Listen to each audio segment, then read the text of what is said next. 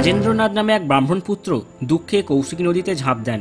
দেবীর দৈববাণী শুনে তিনি নদী গর্ভ থেকে 1.25 ইঞ্চি দেবী মূর্তি উদ্ধার করে প্রতিষ্ঠা করেন, আর সেই থেকেই জন্ম নেয় অলৌকিক কাহিনী। বাংলার ধর্মদর্শনে মিশে রয়েছে বিভিন্ন লোকবিশ্বাস। অজস্র লৌকিক দেবদেবী সমৃদ্ধ করেছেন পল্লী বাংলার ইতিহাস। আজ আমরা এসেছি হুগলি জেলার সিয়াখালার এমন এক মন্দিরে, যেই অঞ্চলের প্রাচীন নাম ছিল শিবাক্ষেত্র। 31শে আগস্ট রবিবার, এখন সময় বিকাল 4:30। অন্য সময় সকাল সকাল বেরিয়ে পড়ি ঘর থেকে নতুন কোনো জায়গার খোঁজে, তবে আজকে একটু ঘরের এই কাজ থাকায় বেরোতে পারিনি, বেরিয়ে পড়েছি বিকালবেলা। চলে এসেছি এখন বাড়ির খুবই কাছে সিয়াখালায় উত্তরবাহিনী বিশালক্ষী দেবীর মন্দিরে, যেই অঞ্চলের প্রাচীন নাম ছিল শিবাক্ষেত্র। এখানেই কৌশিকী নদীর তীরে জাগ্রত দেবী উত্তরবাহিনী বিশালক্ষীর মন্দির, যেখানে শত শত বছর হয়ে আসছে মায়ের পুজো। কোথায় রয়েছে এই মন্দির, কীভাবে আসবেন, মন্দির কতক্ষণ খোলা থাকে, মন্দিরে ভোগ প্রসাদের কী ব্যবস্থা রয়েছে, মন্দিরের অলৌকিক ইতিহাস, সমস্ত কিছু জানতে পারবেন আজকের এই ভিডিওতে। ঘুরবেন আপনি, ঘোরাবো আমি, আর আমার সাথে ঘুরতে হলে চ্যানেলটি অবশ্যই সাবস্ক্রাইব করবেন।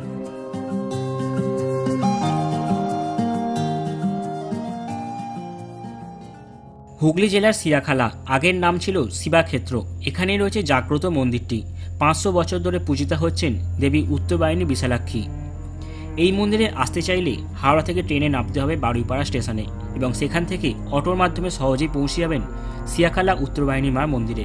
আসছে বারুইপাড়া স্টেশন থেকে, আর এই পাশে রাস্তা চলে গেছে সোজা সিয়াখালা মোড়। আর সামনে এখানে দেখতে পাচ্ছেন একটা সাইনবোর্ড করা আছে, যেখানে লেখা রয়েছে 500 বছরের ঐতিহ্যবাহী শ্রী শ্রী উত্তরবাহিনী মাতার মন্দির যাইবার পর। এই রাস্তা থেকে সোজা মিনিট 5 গেলেই হচ্ছে মায়ের মন্দির। একসময় এই অঞ্চলে বয়ে যেত দামোদরের একটি প্রবাহ পথ। 1600 শতকের পর এটি কানা দামোদর নামে পরিচিত হতে শুরু করে, যেটি ইতিহাসে কৌশিকী নদী নামে পরিচিত।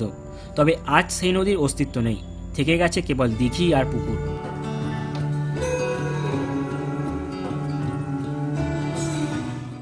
চলে এসেছি এখন মন্দিরের সামনেই। পাঁচিল দিয়ে ঘেরা রয়েছে মায়ের মন্দির।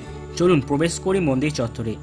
সবুজ ঘাসে ঢাকা মাঠ পেরিয়ে সামনেই চোখে পড়বে সুবিশাল স্তম্ভের ওপর নাটমঞ্চ, আর তারপরই দালান আকৃতি গঠনের মূল মন্দির। পাঁচিল দিয়ে ঘেরা এই প্রাঙ্গণে পা রাখতেই ভক্তদের মন ভরে যায় আধ্যাত্মিকতায়।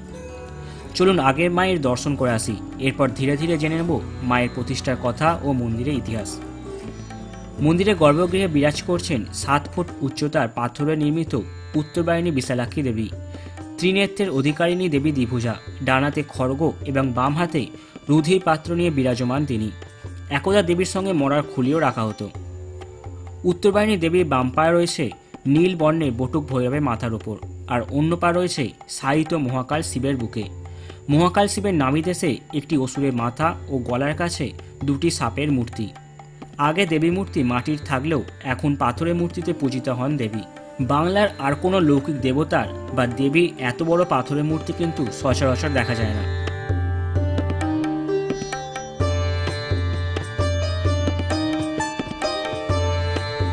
সিয়াখালার উল্লেখ পাওয়া যায় চণ্ডীমঙ্গল কাব্যে। আজ যেখানে মন্দির, একটা সময় এই জায়গা দিয়ে বয়ে যেত কৌশিকী নদী। সেই নদী থেকেই উদ্ধার হয়েছিল দেবীর বিগ্রহ।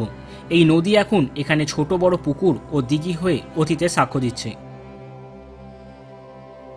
কথিত আছে মুর্শিদাবাদের নবাবের দেওয়ান পুরন্দর খাঁ এই অঞ্চলে কনৌজ থেকে 80টি ব্রাহ্মণ পরিবারকে নিয়ে এসেছিলেন শিক্ষা কেন্দ্র তৈরির জন্য। তার ভিত্তিতে তৎকালীন শিবাক্ষেত্রে গড়ে উঠেছিল টোল সংস্কৃতি। এমনই এক ব্রাহ্মণ পরিবারের সন্তান রাজেন্দ্রনাথের লেখাপড়ায় মন না থাকায় তার বাবা তার মাকে ছেলের খাবারের পাতে ভাতের জায়গায় ছাই তুলে দেওয়ার নির্দেশ দেন। খাবারের পাতে ছাই দেখে মন মরা রাজেন্দ্রনাথ কৌশিকী নদীতে ঝাঁপ দিয়ে আত্মহত্যা করতে যান।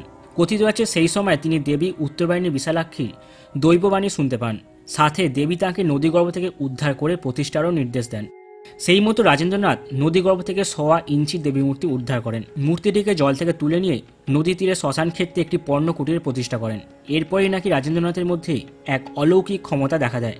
তিনি তৎক্ষণাৎ পাণ্ডিত্য লাভ করেন এবং তার বাবা সেই সময় নিজের টোলেই পড়াচ্ছিলেন। রাজেন্দ্রনাথ সেই টোলে গিয়ে নাকি অতি কঠিন শ্লোকেরও সমাধান করে দেন।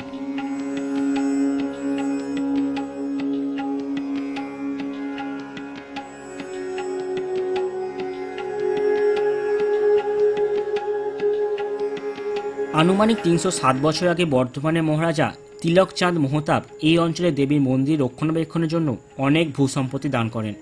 বহুবার সংস্কারের পর বাংলার 1340 সালের 16ই আষাঢ় কাশীধাম থেকে নিয়ে আসা হয় পাথরে নির্মিত বর্তমান মায়ের মূর্তিটি। মন্দির নিয়ে রয়েছে আরও এক কিংবদন্তি। সিয়াখালা অঞ্চলে জমিদার ছিলেন বিত্তবান। অর্থের মোহে তিনি রীতিমতো অন্ধ ছিলেন। সাধারণ মানুষদের মানুষ বলেই গণ্য করতেন না। একবার বজরা নিয়ে কৌশিক নদী দিয়ে যাচ্ছিলেন। সেই সময় বজরা থেকে গান বাজনার শব্দ ভেসে আসে। তা শুনে দেবী চাষির মেয়ের রূপ ধরে নদীর পাড়ে গিয়ে বজরা থামানোর অনুরোধ করেন।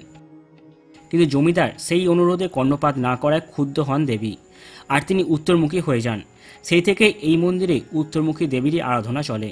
এখানে বছরে মন্দিরে 3টি বড় উৎসব হয়। 80 বছরের প্রাচীন দেশমালা উৎসব, প্রতি বছর 16ই আষাঢ় বার্ষিক উৎসব, আর 400 বছরের প্রাচীন বিশালক্ষীর জাত উৎসব। এই সময় আশ্বিন মাসে দেবীর পুরনো ঘট বিসর্জন দিয়ে নতুন ঘট প্রতিষ্ঠা করা হয়। মন্দিরে দুপুরে প্রতিদিন রান্না করা ভোগ নিবেদন শেষে বিনামূল্যে ভক্তদের মধ্যে বিতরণ করা হয়। আপনি দুপুরবেলা এলে মায়ের প্রসাদী ভোগ ভাগ্যবশত পেয়ে যেতেও পারেন। উত্তরবাহিনী বিশালক্ষী দেবীর মন্দির কেবল ভক্তির স্থান নয়, এটি ইতিহাস, লোককথা আর অলৌকিকতার মেলবন্ধন। আপনারা যদি এখানে কখনো আসেন তবে দেবীর অলৌকিক শক্তির স্পর্শ নিজেই অনুভব করতে পারবেন। আজকের ভিডিও এই পর্যন্তই। এমন আরও ইতিহাসভিত্তিক ভ্রমণ ও ধর্মীয় সংক্রান্ত ভিডিওটির জন্য এই চ্যানেলটি অবশ্যই সাবস্ক্রাইব করবেন।